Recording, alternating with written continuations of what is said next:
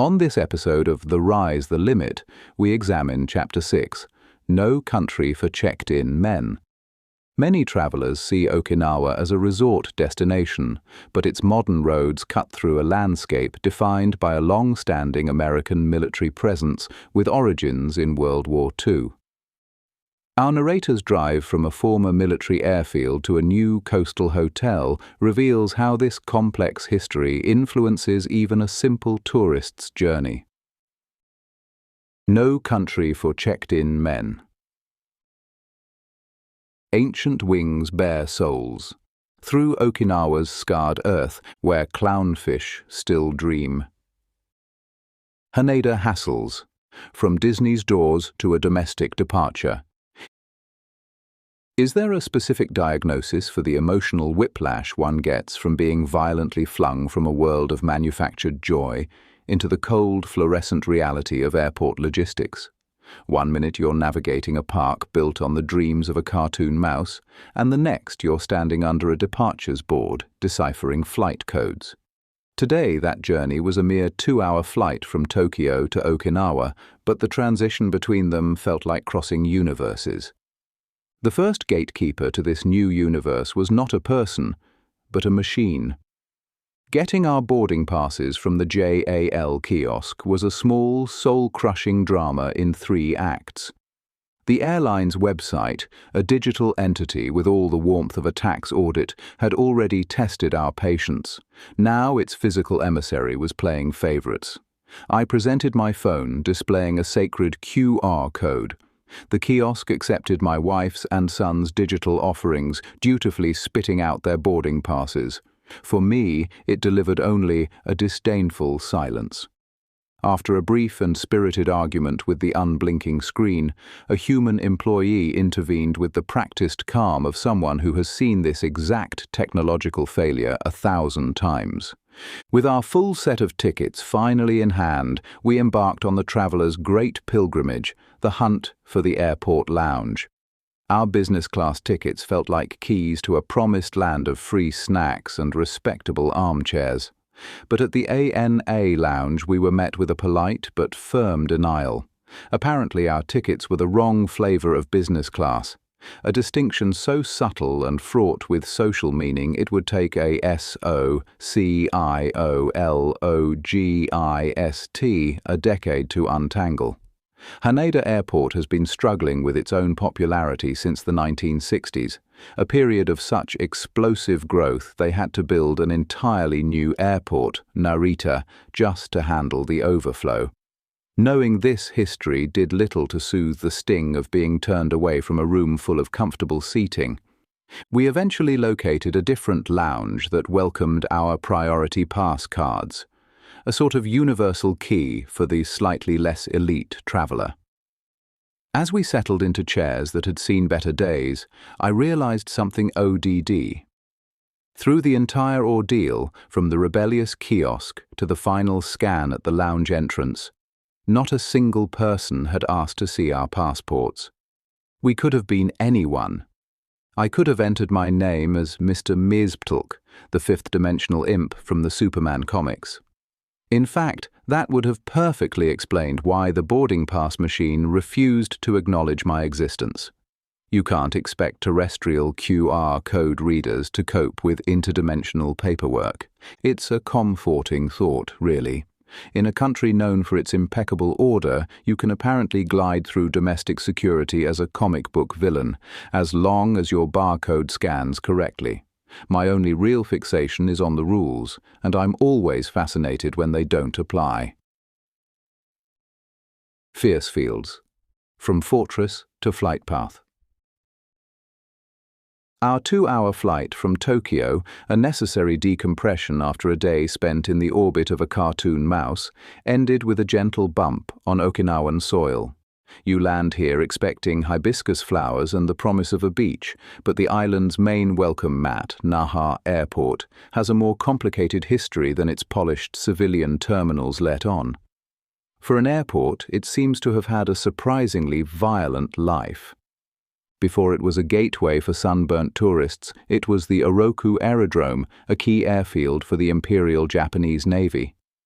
In 1945, this exact patch of concrete became one of the bloodiest objectives in the Battle of Okinawa.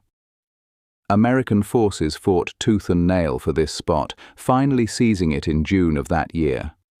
It's strange to think about while you're shuffling toward baggage claim, your biggest battle being a desperate search for a working Wi-Fi signal. After the war, the Americans stuck around, renaming the place Naha Air Base and running it for the next 27 years. Things have changed, but not completely. As we walked through the terminal, a sudden deafening roar rattled the windows. It wasn't our Japan Airlines 737. It was sharper, angrier. It was the sound of a fighter jet. This airport now pulls double duty, serving both tourists and the Japan Self-Defense Force. The island and its airport were officially returned to Japan in 1972, but in a display of bureaucratic entanglement that would make any government proud, the Americans continued to manage the airspace for years afterward. It's like selling a house but insisting on keeping the keys to the garage. Clearing security to leave was suspiciously easy, a continuation of the honor system we'd experienced at Haneda, where our passports were treated as decorative booklets.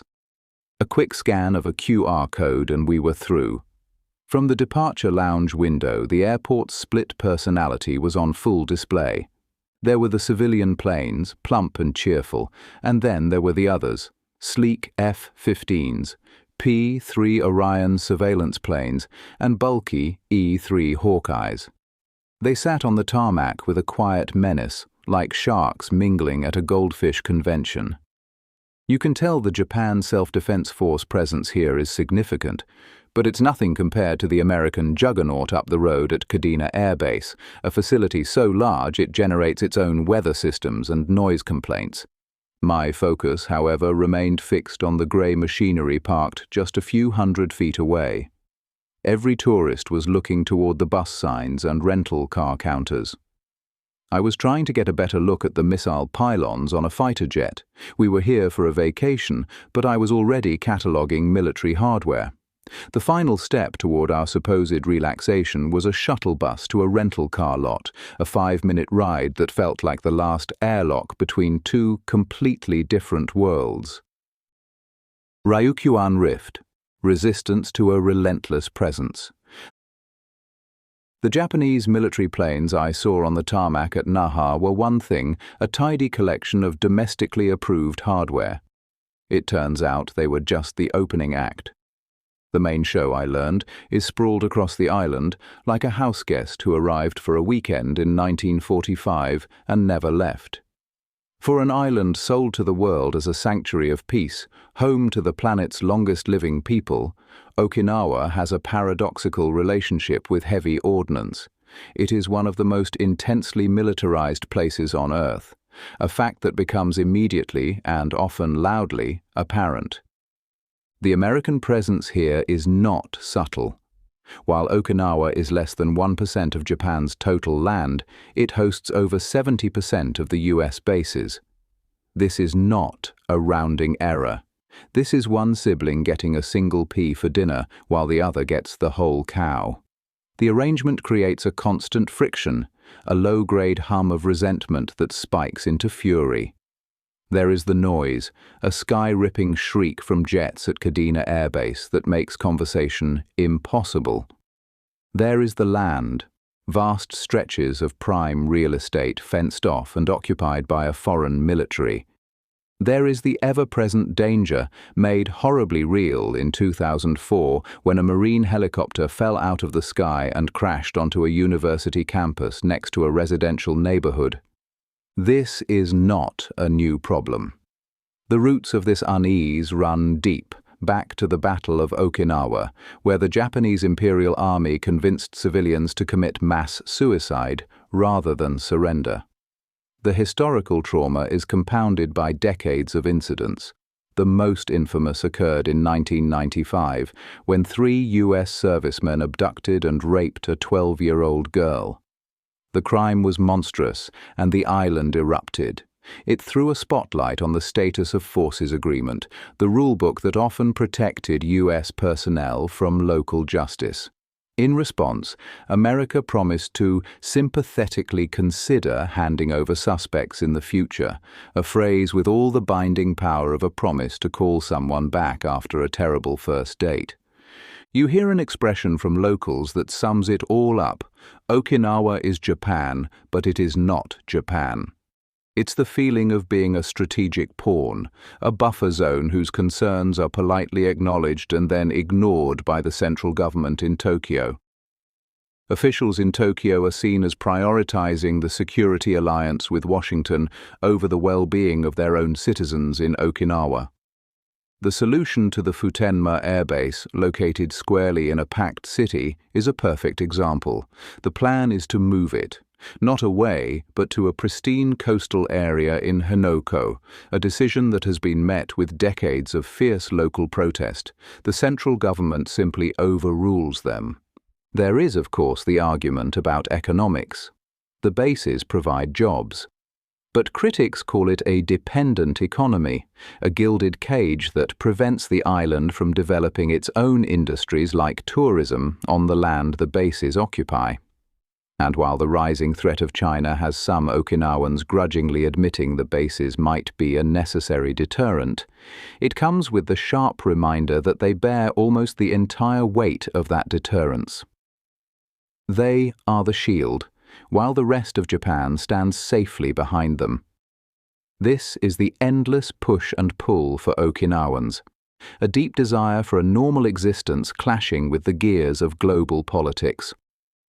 For them, the struggle for autonomy feels like the myth of Sisyphus, forever rolling a boulder of base reduction up a hill, only to have it roll back down at the command of men in faraway capitals. Okinawan Odyssey: Codes, Corollas, and Careful Customs. After leaving an airport built on the foundations of one war to fly over waters patrolled by the hardware of a potential future one, our introduction to Okinawan tranquility was, fittingly, at a car rental agency. In a place defined by its history, our immediate future would be defined by a Toyota. The shuttle deposited us at the gleaming sanctuary of Toyota Rent-A-Car, where we were handed the keys to a sport Corolla. We quickly learned that in Japan, Corolla is not simply a model of car known for its beige personality. It's an entire brand, a dynasty. It's as if America had a Chevrolet dealership and right next door, a separate, more focused dealership that only sold Malibus. The 40-minute drive to the hotel was an interesting exercise in mental rewiring. My brain, which operates on the simple, brutalist logic of American traffic laws, felt like it was being asked to translate poetry while doing long division. Japanese road signs and stoplights are not suggestions. They are commands from a higher, more organized power. During late nights, some traffic lights enter a flashing mode, presumably because the system trusts its citizens not to immediately turn the intersection into a game of chicken. A flashing red light means stop, then proceed. A flashing yellow means proceed with caution. In America, both mean gun it. The real education came from the other cars. We started noticing a cryptic language of stickers affixed to bumpers and windows. A sort of social media status update for the road. There's the Shoshinsha mark, a green and yellow feather that declares, "I am new at this, and we are all in this together, preferably with you staying far away from me." Then there's the Korisha mark for elderly drivers. It used to be a teardrop-shaped autumn leaf, a rather bleak metaphor for one's golden years. This has since been replaced by a cheerful four-leaf clover. It was a brilliant marketing pivot, shifting the subtext from "my reflexes are fading like the seasons" to "good luck to the both of us." We saw a green and yellow butterfly, which indicates a hearing-impaired driver, a gentle warning that laying on your horn is just for your own catharsis. There's also a blue clover for physically disabled drivers. It's a comprehensive system designed to foster consideration, a concept that feels as foreign on some highways as the steering wheel being on the right. My big decision was how to react to the car in front of me, which sported both the beginner's mark and the elderly Clover. I chose to give it a berth wide enough to land a small aircraft. After a 40-minute drive that felt like a final exam for a class I'd never taken, we pulled our Toyota Sport Corolla into the Hyatt Regency Saragaki Island. I turned off the engine, the sudden silence replacing the polite but insistent voice of the Japanese GPS. I looked out at the parking lot, and that's when I noticed the conspiracy. Every single car, without exception, was parked in reverse. 100 gleaming rear ends stared back at me, a silent, orderly army of bumpers and taillights. My own car, nosed into its spot with cheerful American ignorance, looked like the one guy at a black tie affair who showed up in a Hawaiian shirt. My first thought was that I had committed a serious crime. I scanned the area for parking enforcement ninjas, ready to descend from the palm trees and issue a ticket for gross vehicular negligence. It turns out this isn't a law. It's just a nationwide outbreak of aggressive common sense. The primary reason, I learned, is for leaving. Driving forward out of a space gives you the panoramic perspective of a fighter pilot, while backing out is like trying to exit a closet through the keyhole. It's a proactive defense against rogue pedestrians, kamikaze cyclists, and the general chaos of other moving vehicles. This is all part of a suffer now for an easier later philosophy, a concept diametrically opposed to the American creed of get in the spot quickly, deal with the consequences when you're backing into a ficus. It also helps when you live in a country prone to tsunamis and earthquakes. If you gotta get out of Dodge fast, your car is ready to roll. There's also the matter of spatial relations. Japanese parking spots are famously snug. Watching a local guide their car backward into a space is like observing a surgeon perform a delicate operation. The rest of us are playing a game of operation with a pair of lobster claws. Reversing into these tight corridors is actually easier, since the front steering wheels allow the car to pivot with more precision. But the logic is buried under a layer of cultural programming that tells my brain that going backward is, and always will be, more difficult. Finally, it's just how you're taught. From their first driving lesson, Japanese motorists are instructed that this is the proper, skillful, and considerate way to park. It's the right thing to do, like holding a door or not talking on your phone on the train. To pull in nose first isn't illegal, but it's telling. It's a quiet announcement that you're either a tourist or you simply don't care about making everyone else's departure a little bit safer. After our own long journey from Tokyo, having finally arrived in Okinawa, I was in no position to argue. I was just happy to be parked, no matter which end was facing out. The hotel was a new, sleek affair on its own little island, connected by a bridge. We checked into our 2-bedroom suite, which came with a view so aggressively excellent it felt like a challenge. The deep blue of the Pacific stretched out, calm and indifferent to our recent 40-minute crucible of traffic sign interpretation. Now came the final, most pressing choice of the day: whether to unpack our bags or just stand there and stare at the water until we forgot what a steering wheel was. Coastal Crown, the Regency's reefside repose. Driving in Okinawa is an exercise in zen-like patience, but our reward was the Hyatt Regency Saragaki Island. It's not quite a private island in the Bond villain sense, as it's tethered to the mainland by a short, handsome bridge. It feels less like a secret lair and more like a very exclusive cul-de-sac. Homer had his sirens luring sailors to their doom on an island. We had a concierge and a bridge, which is a significant upgrade. The hotel, a colossal structure of glass and concrete that opened in 2018, claims its design was inspired by ancient Okinawan castles. I can see it, if one squints and imagines the old feudal lords had a serious weakness for floor-to-ceiling windows and recessed lighting. We checked into a two-bedroom suite with a view that could make a landscape painter weep with envy. According to the brochure, this is an energizing one-stop destination, a phrase that makes it sound like a premium gas station where you can also get a world-class massage. I assume the energizing part comes from the 360-degree ocean views, which are indeed magnificent enough to jolt anyone out of their jet-lagged stupor. But the most peculiar feature of this place isn't the architecture or the panoramic sea, it's the fish. Specifically, clownfish. The hotel, in a surprising collaboration with the Okinawa Institute of Science and Technology, is running a clownfish breeding program. They are trying to restore the local population of Nemos, which are apparently a good sign that the ocean isn't entirely broken yet. The waters around the hotel are a designated clownfish nursery, turning this luxury resort into the world's most comfortable fish hatchery.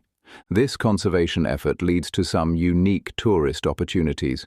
One activity invites you to learn about the Sea of Serengeti Island and clownfish. I considered signing up.